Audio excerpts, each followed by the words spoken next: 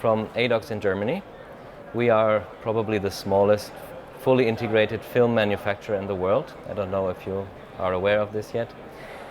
And what we've been doing is basically setting up a new film production during the time when all the others left the market.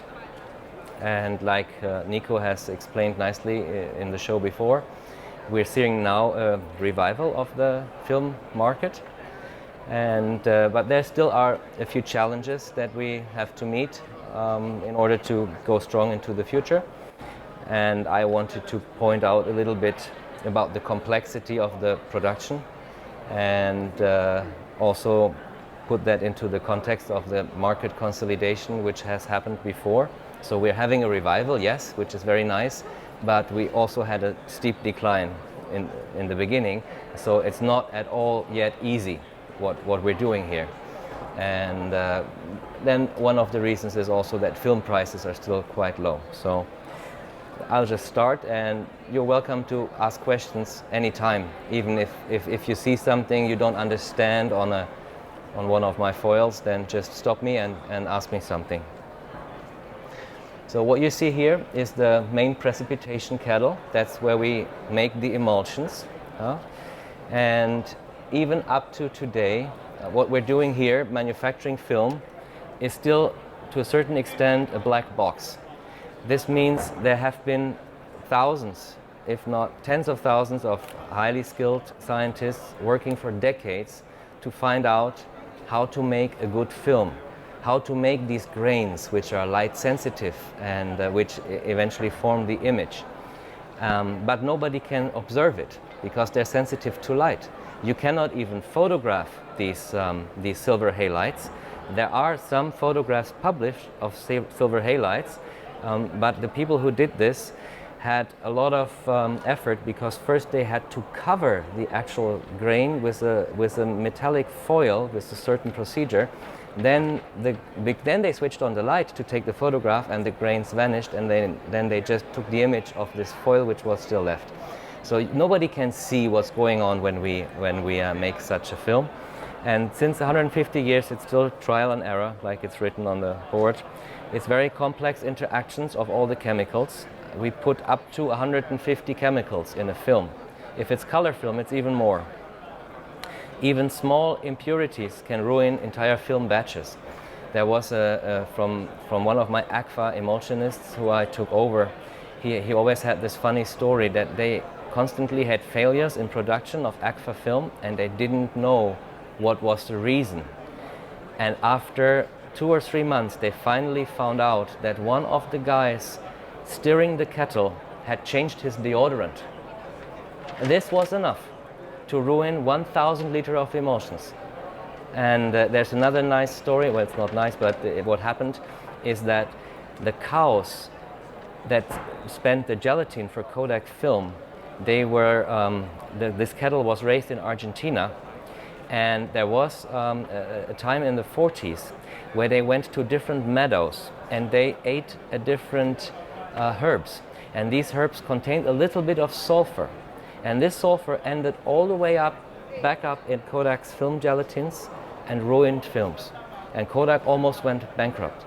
So after that, they started becoming the largest farmer in Latin America, because they wanted to make sure the cows do not eat these herbs anymore. Yeah? So another good explanation of my thesis is that the last 20 years of R&D, I'm not talking about the last 20 years in time, because I'm talking about the last 20 years where there was heavy R&D going on in the 80s and 90s, where there were like 50, 60 companies with R&D teams doing a lot of R&Ding.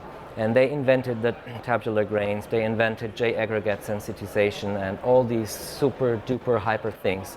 And all it got them was one f-stop.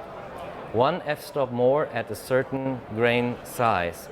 That's what they could achieve. So this is an example for the fact that this technology that we are using is really at the peak. The silver halide imaging system is perfected absolutely to the end. It cannot be any more perfect, which in return, of course, makes it more difficult for us manufacturers to keep this level, because it's so complicated. This is unfortunately in German. I'm not going to go over on the left side, just maybe on the right hand side. This is what all the steps of production we have to do to make it. So we have the silver nitrate, the haloids and the gelatin. We mix it with water, we stir it, and then the initial precipitation takes place, which in one of those kettles, like I showed you on the first foil. After this comes the physical ripening, which means we heat it up, and then the smaller grains, they coagulate with the bigger grains, and they actually go up in the bigger grains, forming bigger grains. This has to be done, first of all, to gain speed, but also if you wouldn't do it, the process would go on over storage and the film wouldn't be stable. Then you stiff it and you sediment it, and this brings out all the liquid chemical products, the precipitation you don't want in your film anymore. Then comes the chemical ripening, where extra chemicals are being added. You cool it down again, you store it for a little while, you remelt it, then you add the sensitizers, and only at this point the film becomes sensitive to the entire spectrum of light. Before that it was just sensitive to red, or even, to blue, and not even to green. And it goes on and goes on. In the end you have the final product, but then you still have to expose and process it. I actually had to amend this in the end. Not even the guy who made this forgot about this. And then you can see if you did everything right. Most people are probably not aware about all these things that film is sensitive to. Sometimes I say the only thing film is not sensitive to are bad thoughts. Practically it's sensitive to everything else. And we have to do it all in the dark. So it's light, pressure, scratches, heat, cold, dust, radiation, bacteria, water spit, sneezing from the people working there, electrical discharge, time, and many more. When you're done, you get this beautiful result. This is our most recent product. It's the Scala 50 slide film, which we're presenting over at our booth. And yeah, you got to go through all of this. In the end, you can see at the image, look at the image, and then you can see you did everything right. In the old days, these were the type of factories producing film. You see Kodak in 1972, this is Orvo, and this is even the old Adox, which is not existing anymore. They went bankrupt in the 60s. Those were huge factories. They had sometimes more than 100,000 employees. And they did all this complicated stuff and produced the quality film. Now on a timeline, this is how film sales changed. We went up until about 1989, 1999, depending on who you ask, they are going to tell you maybe 2000, 2001. And then there was this steep decline where actually the market crashed to an extent that within 1/4 of a year, the film sales went down by 50%. And this was just a period of 2-3 years where almost the entire industry went bankrupt. I have the bankruptcies here on the timeline too in the brown numbers. And it started to settle around 2008, 2009. And since then we're seeing a growth again. And this is actually a good growth because it's about 5 to 6% per annum. This is really a lot for an industry. But if you compare the levels, then you see at which level are we now and which level were we before. And all the industry stock, all the buildings, the machines, everything was built for this. It was built for 900 million rolls and not for 20 million. So this is the problem for the big players who still stay in this business, that everything's oversized. No, it's doing this little. They're going bankrupt. See them? Next one. Okay, so we decided actually already in 2004 when Agfa in Leverkusen went bankrupt that we have to found a new small company to grow into this residual market if we want to go on for the next 40 years. Because in our market economy, I don't want to say capitalistic because it's sometimes with a negative touch, but the way we organize our economies, you have to grow. You cannot just stay or even shrink. It's impossible. You can't shrink because how are you going to pay your people? and you don't want to lay them off, and you can't lay them off. So we always need something which is growing. And that's exactly what we did at Adox. In 2004, we started acquiring machines from AGFA, and I say telephone numbers of former employees we also acquired. So we got that, which means we have the contact to those people, and eventually we started setting up the machines and hiring them. We acquired machines from Foto in Hungary, from a Konica plant, from so many places I can't even list them here all. And 5 years later, we opened up our Adox Fotowerke in Bazzaro and slowly started to go into the manufacturing. We did not acquire a coating machine back then because this was too complex a procedure. So we were focusing in the first 5 years on confectioning and emulsion making, R&D, recipes, and human resources. So the good experts, having contacts to the experts. But we contracted out the coating. With the market further consolidating, even this step of coating couldn't be contracted out anymore. So in 2014, we acquired a small coating machine in Switzerland when Ilford, the Ilford branch in Switzerland finally went bankrupt. And about the same time, we also put a second building to our building in Bazzaro because we were already full and we didn't know how to expand any further. And this is actually a very interesting year for us because we're bringing this year the first silver halide product which we make entirely in-house to the market. It's the Forte polywarm tone paper. We have been working for 10 years on the revival of this product. It was so complicated. And with the new options we have in coating in Switzerland, now we can finally bring it to the market. And in the second quarter of this year, we will be mostly busy with scaling up the chemical production because of the problems Nico mentioned at Tetinals. They went bankrupt last year and nobody knows about the future. So I basically said already what you see here. We need small independent players to become fully operational. Nico also mentioned other players like Film Ferrania. They're trying similar projects. However, we started 10 years earlier, so we are a little bit ahead, and that way I can make a judgment how difficult it must be for them, because they're also going for color film, which is even more complex than black and white film. We need to grow into the residual market, and this is the third point is also very interesting, because we need to give young people a future in this industry. We cannot continue to work with people having been trained in the 90s or even in the 80s or longer ago by the old industry. We have to start making this an attractive place to work for young people. And because we don't have so many people anymore, we also need to consolidate all those skills into less people, so that practically means everyone has to do more steps of the production. We cannot have every grip of a hand be done by a different person anymore, and this means a lot of training. And then last step, which is kind of in with all the other, we have to transfer the know-how of the retiring generation to the younger team.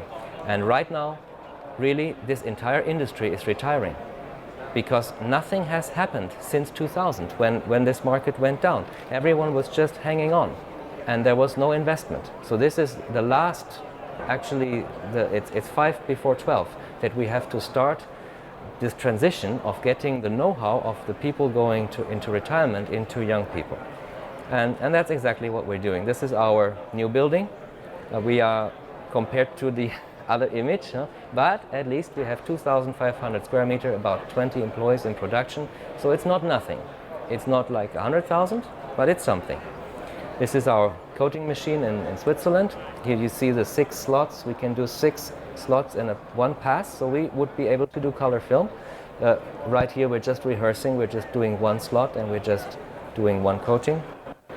This is a small emulsion plant in Switzerland. It's a 60-liter scale, but it's still enough to make 20,000 films from one emulsion manufacturing. The bigger emulsion manufacturers we abandoned. This scale is sufficient for us. This is the small Kettle, and here you see the first time Matthias. He's our young chemist. He just got his doctor's degree and he's been trained since 2 years to become an emulsionist. Here you see him learning from The older guy is Jordan. He's been an emulsionist for 40 years, but he's already retired, and he's been hanging on for us for another 3 years to train the young generation. This is our new lab technician Nina, and she's learning how to hand coat. That's another thing. We have to take the complexity out.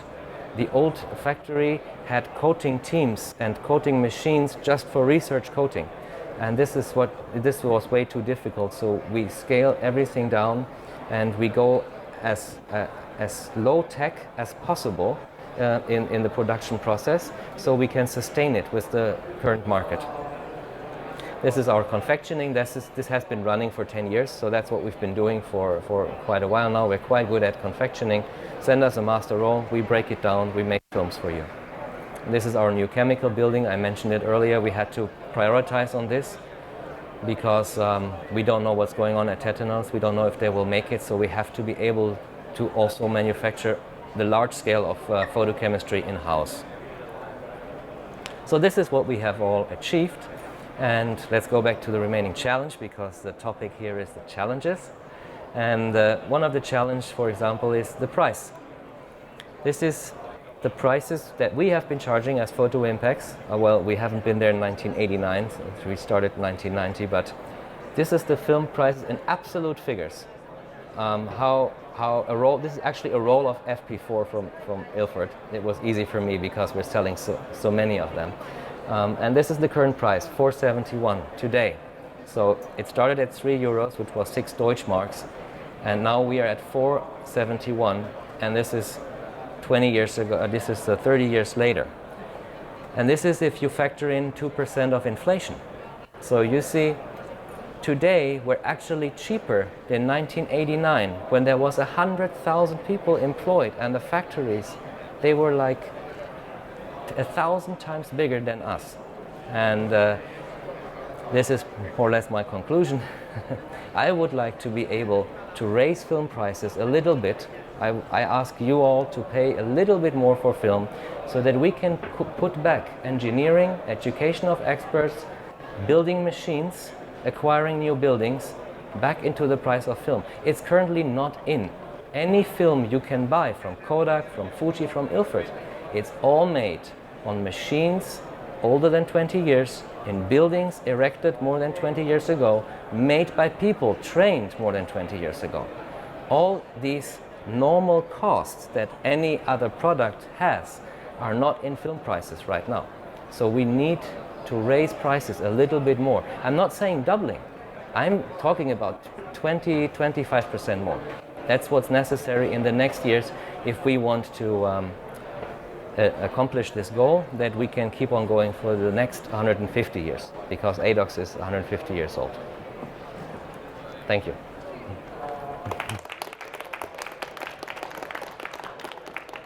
Questions? Yeah, Nico? Yeah, that's a good question. So when I showed you that the market is coming back up, and we actually have a growth again, that's only referring to film sales. We still are in decline in paper, and chemistry is of course connected to film, so film chemistry goes up, and paper chemistry goes a little bit down. But I think this is going to change. Film is the first. Film is going ahead, because people find cameras, maybe in a camera rescue store, and then they need film. So they start shooting the film, and eventually when they have enough negatives in their stock, some of them will be interested in the wet darkroom as well, because it's very interesting to go into the darkroom. It's just magic in the red light, see how the image comes up. It just makes fun. How far are you from color film? Or at what price point could you make color film? It depends. Well, we could theoretically make color film. Anyone theoretically could, if he has access to the color coupling system. So that's the first challenge. If you want to make color film, you need to have access to a color coupling system, or you have to synthesize it, which is extremely costly. And the second challenge is to balance the colors. So there is new color films on the market, like the lomography purple and these things, these experimental films. They're quite easy to make, because if they shift a little bit more to purple or even a little bit to green, nobody's going to care, because it's an experimental film anyways. But if you want to do something like what's out on the market now, made by Fuji and Kodak, we're talking billions. We're talking billions of investment. No one will ever do this. These companies have to survive, and they have to keep making color film if you want this level of quality. And only if you accept a lower quality. For example, there has been a project, but I think it's stalled, someone trying to make Kodachrome again. Now, Kodachrome is a 4 or 5 layer film. It has 64 ASA, and the technology of the film is quite simple, but there's a lot of technology in the developer, which makes it tricky again. So something like this would be possible. It would be possible to make a color film maybe half the quality of a Ferrania film, old Ferrania film. But making a real good quality color film is very challenging. If you ask in years, and there's no budget limitation, and I have all the people, and I know how to synthesize those color couplers, 4 years. 200 people for 4 years. Expensive people. And assistants. And labs. And silver. It's possible. Who's paying? Is there something very worrying in the industry right now? I really think the most worries shall be with the generation retiring, and how to get young people excited, and because also with young people there's a general tendency not to stick with one employer anymore for a lifetime.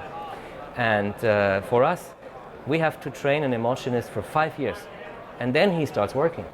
So we pay him for 5 years before he actually pays us back. And I wrote out this job for chemists, and we had like 20 applications, and only one of them was willing to commit that he's going to spend 10 years with us. Of course, he can still quit, but at least he committed to this, and I trusted him. And that's because he's a passionate large format photographer, and that's why I trusted him even more, and now it's working. But this is a challenge. Yeah. And the machines, they can be fixed for a little longer. The buildings, they can be leased a little longer. Harman can lease. I think they just renewed their rent contract, so they can go on for longer. And when the market is coming up further, and we find young people, and we can raise film prices by 20%, then it will all work out.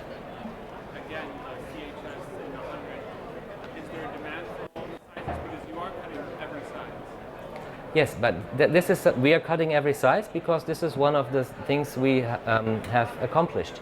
That we have the smallest factory, and also Photo Impacts, the distribution is right next to it. Adox doesn't even have a warehouse. They bring it straight over to the Photo Impacts warehouse, so we don't have double costs. And if you call us today and you want a special size sheet film, and if nobody's sick, we can put it in the production plan for the afternoon. And then they go to the cutting machine, they cut it, put it to the warehouse, we package it, and it goes out the next day. So we don't really have all these sizes in stock, but yes, we do see more interest for strange, we call them strange sizes, for other sizes than 4x5 and 8x10. Why is that? Because we have all these beautiful camera makers out. In China, there is 50 new large format camera makers. They make them from wood with brass, they make them by hand, and they're all custom made. It's a little bit like the question the other girls asked about the professional in film. And these photographers, they're not really professionals, but they're very passionate. They spend 2,000, 3,000, 4,000 euros on cameras and lenses, and they have them custom made for them in the format they want. And then they go out for weeks and shoot, and they spend hours in the darkroom. So they're not living of it as a form of professionalism, but also there's many wealthy people now in this world who look for who for a hobby, and they do this kind of stuff. And this has really becoming a niche in the niche. The large format scene with very large films. I think the largest film we sold was 50 by 60 centimeters, and the camera is so huge that the guy has it fixed mounted on a pickup truck, and he can only take images where he can drive. So then he tries to park as level as possible, then he levels the camera and turns it around on his pickup truck, and then he takes negatives this size. And he was amazed that we made it in 1 week. Yeah. He asked Kodak for 5 years. No offer. Yeah, we have to be flexible, of course. We have to listen to you, the customers. This is our big advantage, that we have distribution and manufacturing merged. So our ear is straight on the tray table of the customer in the darkroom, and then we try to make better products. Medium format? Yeah, medium format we want to make. Yeah, it's just that our pre-producer who slit the film for us went bankrupt, like so many others, so we had to do it ourselves, and we had to do it much sooner than we thought, and we weren't ready yet. But it's coming now again. We just slit medium format 2 weeks ago. Okay, thanks.